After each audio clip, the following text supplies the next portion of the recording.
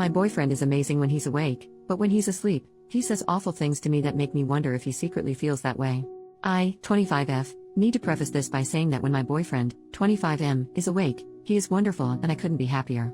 We laugh and joke all day and spending time with him in general is truly a joy. Yes, I mean this. No, he doesn't upset me at all when he's awake. Also, for some background, he works night shifts at a job he really hates, so when he comes home, he likes to just relax and unwind, usually with whiskey or beer. Typically we cuddle or I massage his back and legs until he's drunk enough to fall asleep. He doesn't need alcohol to fall asleep. He can fall asleep fine without it. I just meant that the alcohol makes him fall asleep quicker than usual. I have insomnia, so I usually end up staying awake for a while after he falls asleep. I'm also really sensitive to aggressive tone of voice due to some past trauma. He only really talks in his sleep if I shift too quickly or try to move him over a little bit if I have no room on the bed or if I move the blanket too much and it disturbs him. He usually snaps at me saying quit effing moving. Or can you please effing stop, or oh my effing god, just things in general that give off an indication that he's really annoyed with me. There's also been a couple unprompted times where he's stirred or rolled over, I guess disturbing his own sleep, and said things like I can do better than this, etc. Because of my sensitivity, I usually end up crying over these things.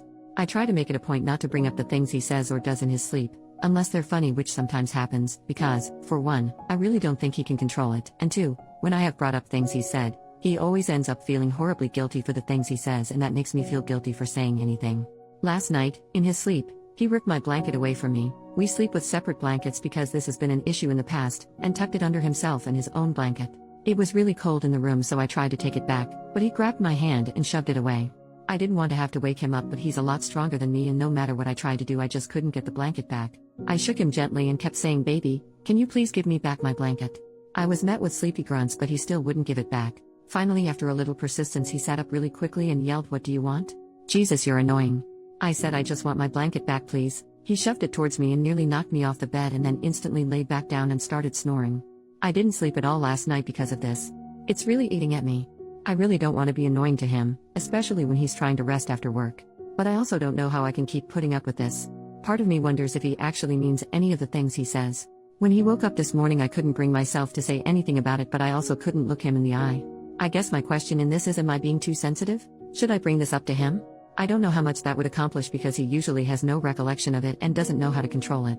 What can I do to keep my sensitivity from affecting our relationship and the way I see him and myself? First update, 5 days later. First, I'd like to address the comments accusing my boyfriend of being an alcoholic, being abusive, accusing me of lying about how happy I am in the relationship, or claiming he wasn't actually asleep during this and wanted an excuse to abuse me.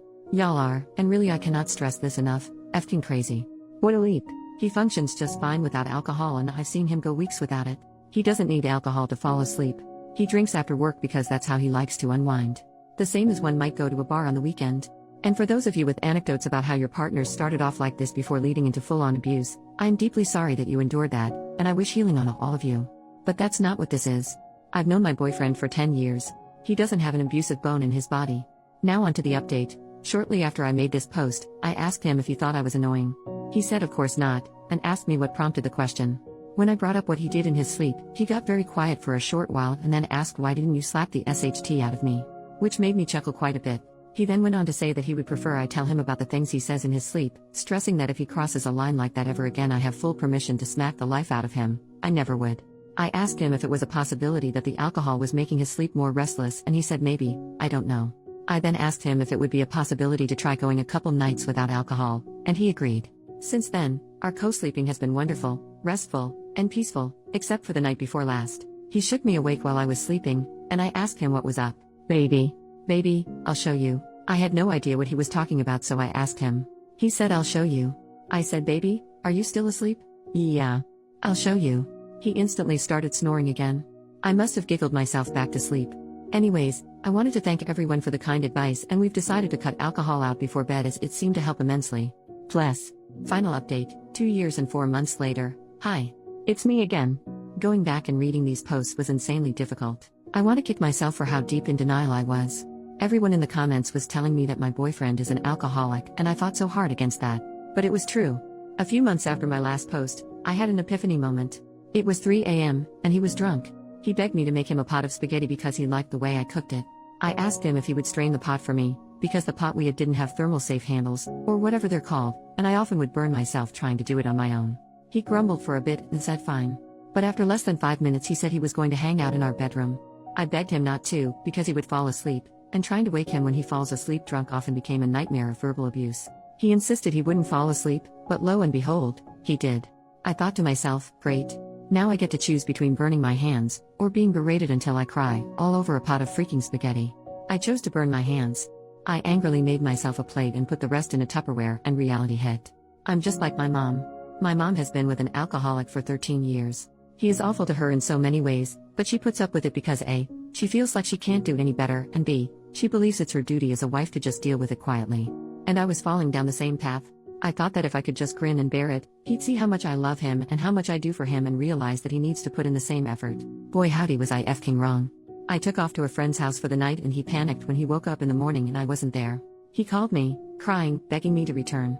I unleashed all my feelings in return, and in more words told him that I didn't have much of an incentive to return, and how could I know that he'd do better? His tears turned to anger, and he screamed down the phone. It was terrifying. I ended up going back home to collect some things, and told him that I needed to separate from him because I didn't know how to help him anymore, and as deeply as I loved him, I couldn't stay and watch him kill himself any longer. I'll never forget the look he gave me. It was like I had kicked him in the stomach. I stayed with my friend for a month or so, with little to no contact with him. I ended up having to return to collect the rest of my stuff, and I noticed something strange.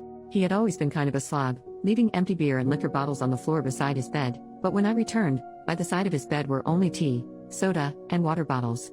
His face was less sunken, and he didn't smell like beer at all. When he went to the bathroom, I took a sneak peek in his garbage can just to be sure. It was full, but there were no signs of anything alcoholic. He caught me peeking, and asked what I was doing. He then told me that he hadn't touched alcohol since the day I left. I was shocked. We ended up sitting and talking for a while. He said being sober was hard and he had the shakes all the time, and he missed me. I missed him too. I've been infatuated with him since I was 13, those feelings weren't going away anytime soon. To wrap things up for the sake of character count, we ended up getting back together. He celebrates 2 years of sobriety this week. I'm so proud of him. He sleeps restfully now, with the exception of a mumble here or there in his sleep, and is no longer mean to me in any facet. Also, we're engaged now. Thanks for reading. I'm sorry I fought you guys so hard, and thank you for telling me the truth even though I wasn't ready to hear it.